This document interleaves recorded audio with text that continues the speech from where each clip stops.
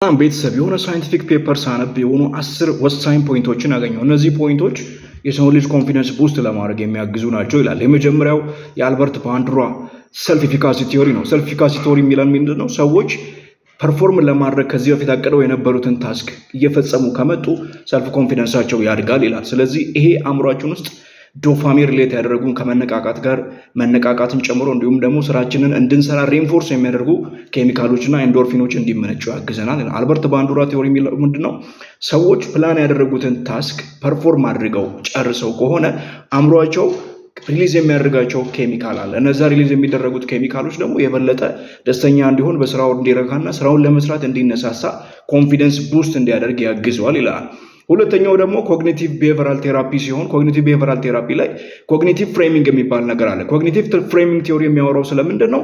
ሰው ልጆች ከራሳቸው ጋር የሚነጋገሩት ንግግር በጣም ዲተርሚናንት እንደሆነ ነው። ይሄ ከሰልፍ ኢሜጅ ጋር እንዲሁም ደግሞ ከሰልፍ ሪስፔክት ከሰልፍ ወርዝ ጋርም እንደሚገናኝ አንዳንድ የሳይኮሎጂ ጥናቶች ያሳያሉ። ግን ደግሞ ይሄ ዲፕሊ የሚያሳየው ምንድን ነው? የምትናገሩት ንግግር ከራሳችሁ ጋር ቁጭ ብላችሁ ቤት ውስጥ ሊሆን ይችላል፣ ስራ ቦታ ስትሄዱ ሊሆን ይችላል። ዌርኤቨር ዩ ጎ ስትናገሩ የምትናገሩት ንግግር እያንዳንዱ አእምሯችሁ ውስጥ ኢምፕሪንትድ ይሆናል ወይም ደግሞ ኒውራል ፓዝዌይ ቢውልድ ያደርጋል ይለናል።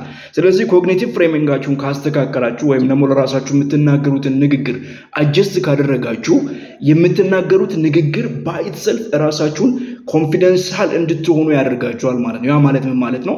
አልችልም፣ አቅም የለኝም፣ ደካማ ነኝ ከማለት ይልቅ እኔ እየተለወጥኩ ነው፣ እኔ እያደግኩ ነው፣ እኔ በዚህ ቦታ ለመብቃት እየሰራው ነው ብሎ ነገራቶችን ኢንቱ ፖዚቲቭ ወይ መቀየር ኮግኒቲቭ ፍሬሚንጋችንን እንደሚያስተካክል ያሳየናል።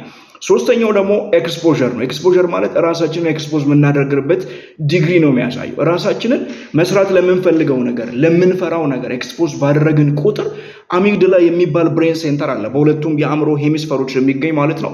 ያ ትሬን ያደርጋል። አሚግዳላችን ሞር በሰለጠነ ቁጥር ሰዎች ፊት ቆሞ ለመናገር ሊሆን ይችላል፣ ፕሬዘንቴሽኖች ለማቅረብ፣ ከሰዎች ጋር ኮንቨርሴሽኖችን ለመጀመር የመቸገር ቴንደንሲያችን ይጠባል ይለናል።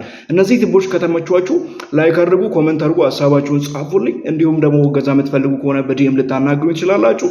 ሪሌት ያደረጉ የቀሩ 7ቱን ደግሞ በሚቀጥሉ ቪዲዮዎች ልክላችኋለሁ ማለት ነው። ባይ ባይ። በጥበብ ተመላለሱ።